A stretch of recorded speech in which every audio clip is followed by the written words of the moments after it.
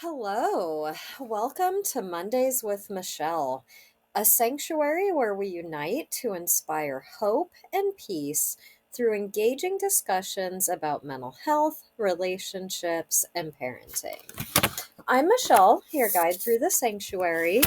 I'm a mental health therapist with over 14 years of experience, an aspiring author, currently querying agents, a peacemaker, and an advocate for those without a voice. Today, we're going to be discussing how to develop a meaningful career, including work life balance and managing burnout. So, we'll jump in and talk about our card. Every week, I draw a card related to the topic. So, this week, I drew from the career and life deck since we're talking about careers. And the card I drew for us is Make It Work. You have all the tools you need to succeed, but you have to put in the effort. You excel at working with your hands and fixing problems. I really like that piece.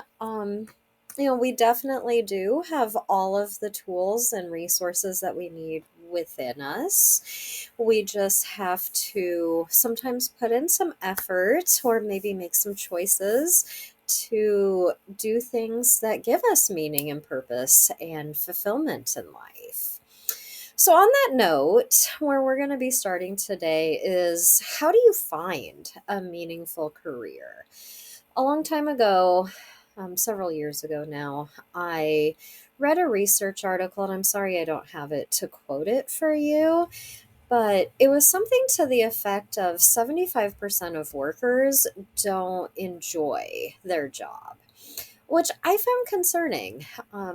As a teenager, we tend to spend a lot of time into taking careers classes, going job shadowing, exploring maybe some college options or other career options to find a career path that may be right for us. So it's somewhat disheartening to hear such a large statistic, a large amount of people don't enjoy what they're doing.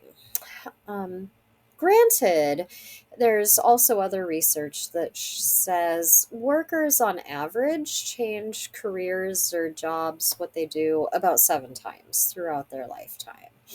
So it's definitely possible if you're not finding fulfillment in what you do to find a different career, no matter how old you are.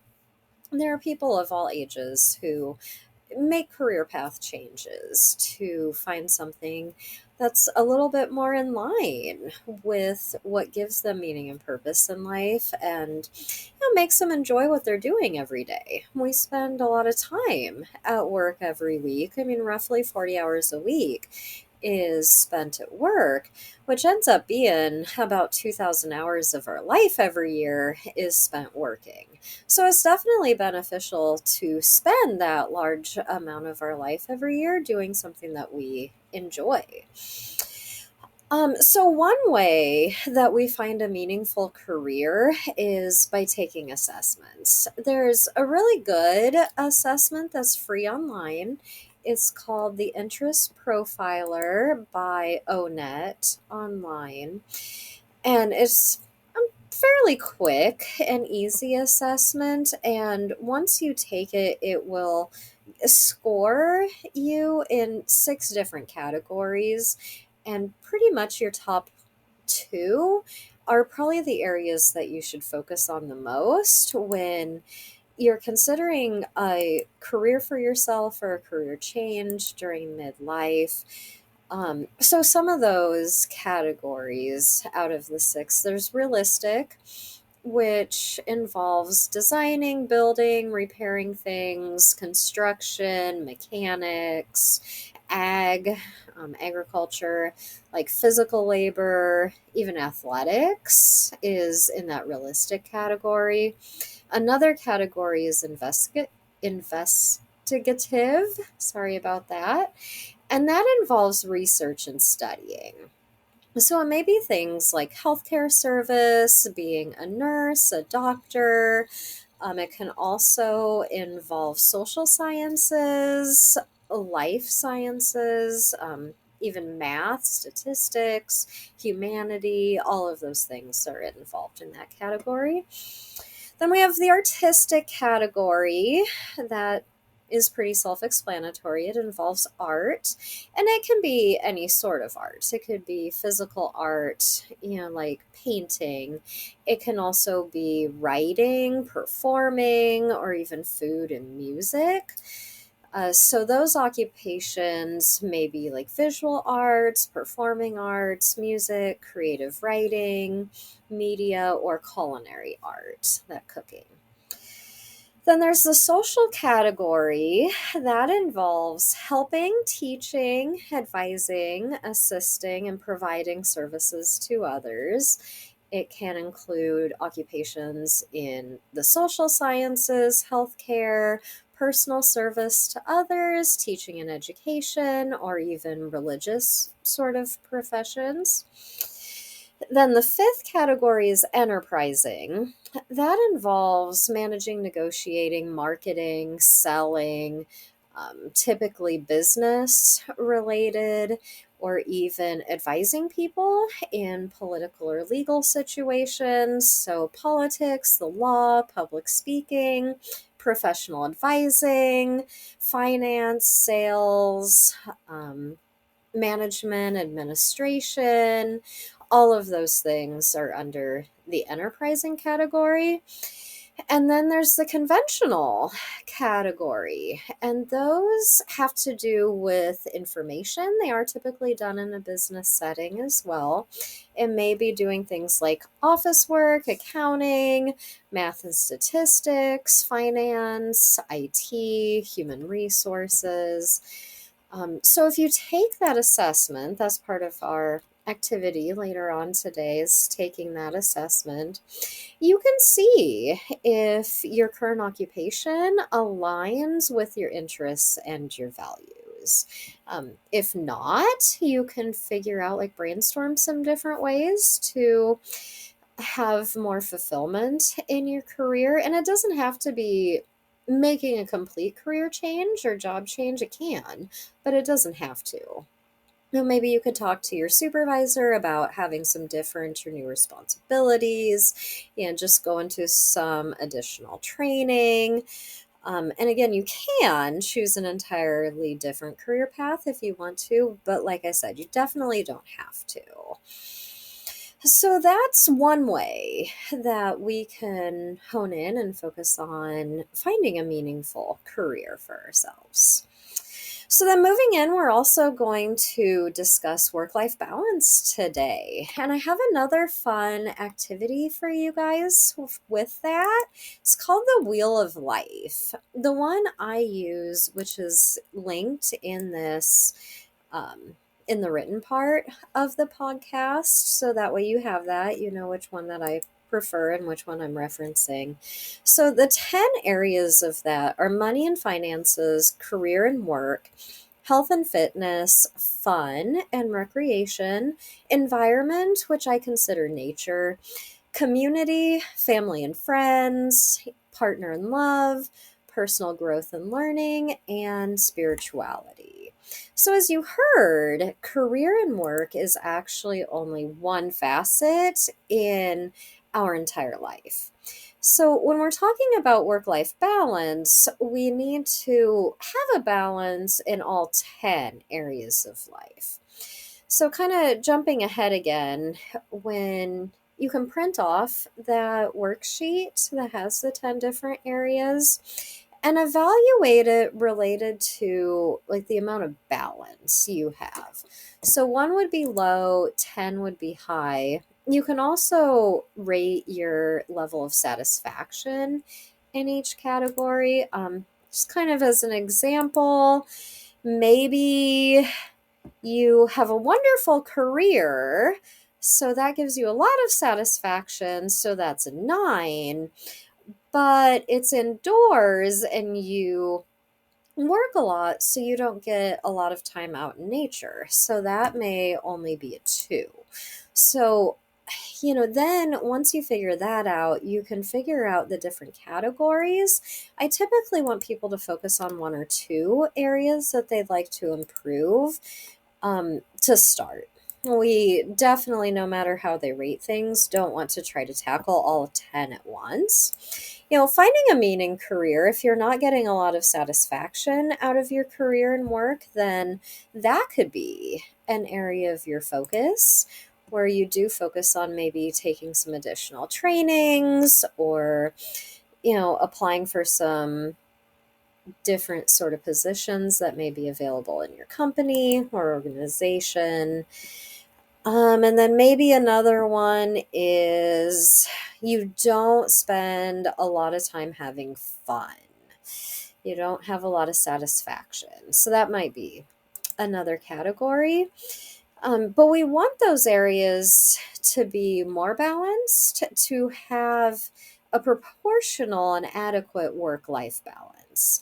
Even if we spend, 40 hours a week at work, we still have time every week to ideally spend on ourselves and our communities, on our health, our personal growth and development, our spirituality, all of those areas. And then boundaries also help us with work life balance. This comes in play, maybe you're asked to take on additional responsibilities that are not essential for your job description, or maybe you're a person that likes to help out everyone around you at the detriment of yourself. So, boundaries can help us to stop doing that.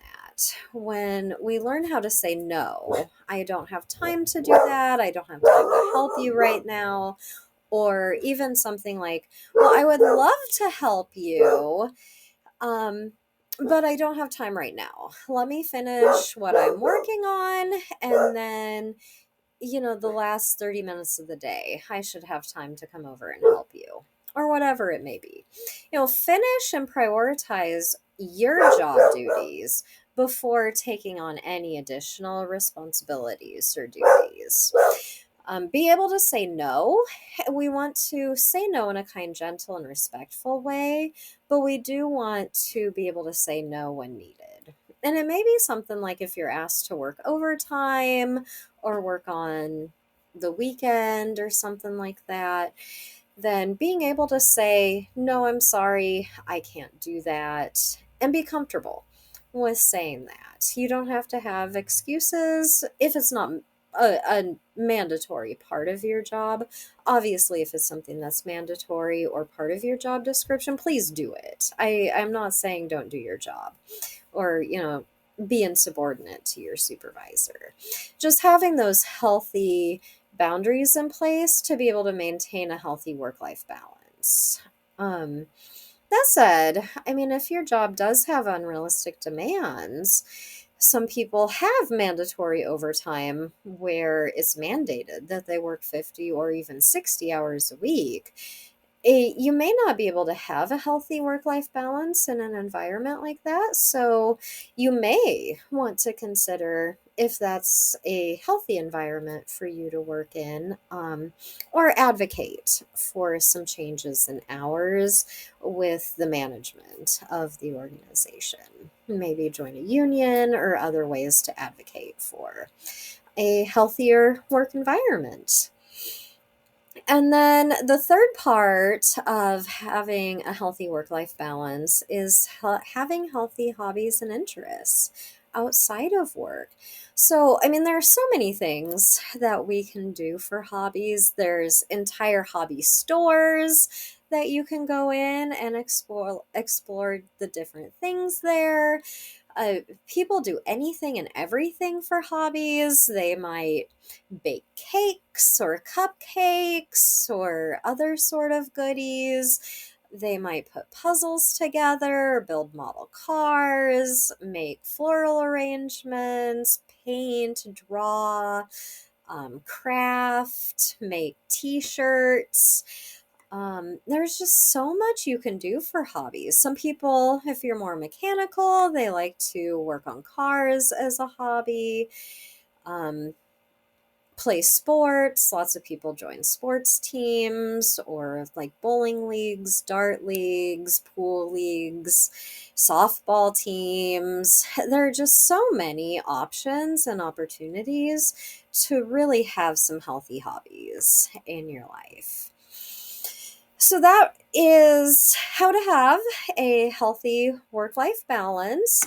And that helps to prevent this next part, burnout. Sometimes, no matter our best efforts at having a healthy work life balance, we can still get burned out. Some professions have higher rates of burnout than others. The healthcare industry is definitely one of those industries that has a very high burnout rate. So, one of the best ways to address burnout is prevent it. So, take some steps and put things in place before you get there. That said, we can't always prevent burnout. Back to different things like activities for you guys to do. I do also have a test to see your level of burnout. Um, in the article, in this post. So you can also take that assessment to see your level of burnout. It's pretty quick and easy. This one is 20 questions. It's a Likert type scale, which it goes from like one area to another, from like strongly disagree to strongly agree, and you have 5 options. So it's really quick and easy, and it'll tell you how many symptoms of burnout you may be experiencing, if any. Ideally, you're experiencing very few symptoms of burnout.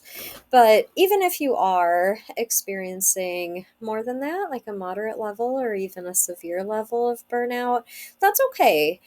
There's definitely strategies and interventions that we can do to help you to heal and recover from that experience of burnout. So the first step is just knowing where you're at. So take that assessment, see if you're experiencing any signs or symptoms of burnout, and then go from there. If you are experiencing a significant level of burnout or even a moderate level of burnout, you may want to consider talking to a mental health professional, someone who can just help guide you through that process in a healthy way. So, other ways of managing burnout is self care. I talk a lot about self care, and that's actually what we'll be talking about next week in a little bit more depth during the podcast. But in general, there are a lot of different areas of self care. There's physical self care, where we take care of our physical body. We need to make sure that we're exercising, we're eating healthy, and going to the doctor like we need to be doing. Then there's the psychological self-care that can be doing things like journaling, crafting, doing our hobbies, just kind of some healthy ways to express our emotions. And then we also have like social self-care. So making sure that we're spending time with our friends, our families, our communities, all of the people in our life who matter to us. So yeah, we want to make sure that we're we have a healthy self-care plan. We're engaging in self-care every day. So that way we keep ourselves healthy. And then take breaks if needed. I would even say it's different than an if needed. Take your breaks that you are allocated every year. Some people don't want to take their vacation, they don't want to take their lunch break or other breaks. Take your breaks. That's really what we need to do to be able to stay healthy and to manage and prevent burnout. We have to take those breaks. So every day, take your allotted lunch break, whether it's half an hour that you get for lunch, if it's an hour lunch break, take that break. If you get, like, a lot of employers, they give their staff like two other kind of 15-minute breaks throughout the day. Take those breaks. It's really important, and a lot of research supports that actually makes people more productive when you take those breaks throughout the day. And they could be opportunities for self care too. We might take a break and go for a walk around the block during our 15-minute break, and that gets in some physical self care while we're at it. And then also, most employees get anywhere from 1 to 3 weeks off a year for vacation. So make sure you're taking that time for yourself. Stay healthy. Go on vacation, do a staycation, whatever makes you most comfortable or whatever you enjoy. Just take that time to rest, relax, do something different, because that really helps to prevent and manage those symptoms of burnout. And it keeps us fresh, it keeps us more productive. It really welcomes in some creative thinking when we get out of our usual environment and get out and explore other places. Or if we even just rest and relax at home on a staycation. All right, so those are the things. We made it through our material for today about career and work. So thank you for being here with me. Again, there are links in this writing for the Wheel of Life chart that evaluates those 10 areas of life. As a reminder, you want to evaluate and rank your level of satisfaction or balance in each category out of the 10. Reflect on your responses, and you can kind of reflect on what those scores mean to you, especially in regards to your overall health and well-being.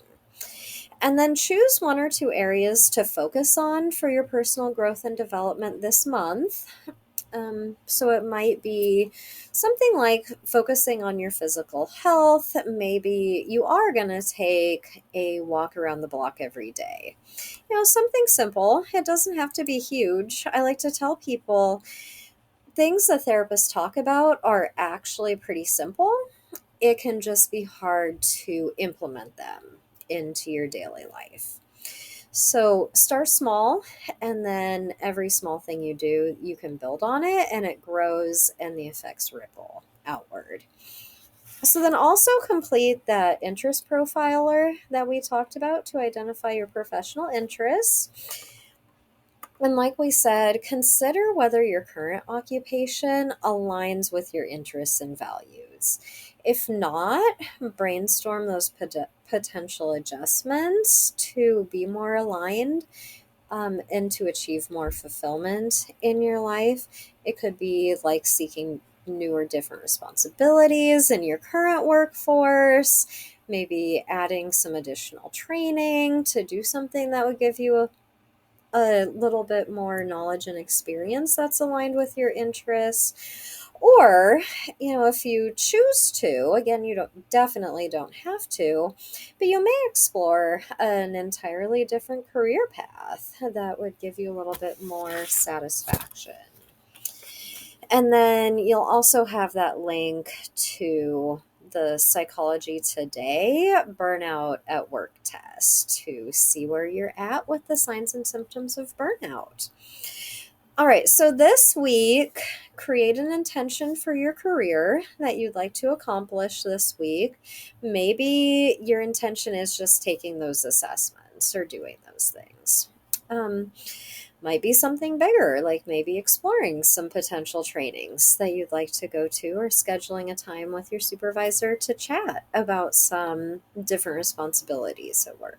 Whatever it is, create an intention that you can easily accomplish this week. And then we can reflect for the week. Our weekly reflection is reflect on your self care practices, recognizing the importance of physical, psychological, and social aspects. What are you doing that you're doing well at? Like maybe you do great at exercising every day. And then identify those areas for improvement, such as allowing more time for relaxation, exercising, or maybe spending some time with friends. So, whatever you decide, I hope you have fun doing it. We definitely need some fun in our life. So, if you have any questions about work life balance or managing burnout, please put those in the comments to this post, this article. And then next week, we're going to be talking about self care in greater depths than what I did today. So, we'll be talking about the physical, psychological, and social aspects again of self care. Really delving in and exploring those categories. So, I'm glad you're here, and I actually have some exciting things to share with you today. Um, so the week of September 22nd through 27th, so that will start just 2 weeks from today. I am offering a free mini class that is called Peaceful Pathways. It's a free online mini course here on Substack. So all you need to do is subscribe to my page, hopepiecetogether.substack.com, and every day, every morning, you'll receive a post, and we'll be focusing on how to find your peace. So it'll be ways to relax, mindfulness training, acceptance, and awareness. I'm very much looking forward to that, and I'm glad you're here. So make sure to subscribe to this page, hopepiecetogether.substack.com, and those will arrive in your inbox very conveniently every morning. All right. Well, thank you for being here, and I hope you enjoyed this week's edition of Mondays with Michelle, where it is a sanctuary to unite to inspire hope and peace through engaging discussions about mental health, relationships, and parenting. I hope you have a great week, and I look forward to talking to you again next Monday.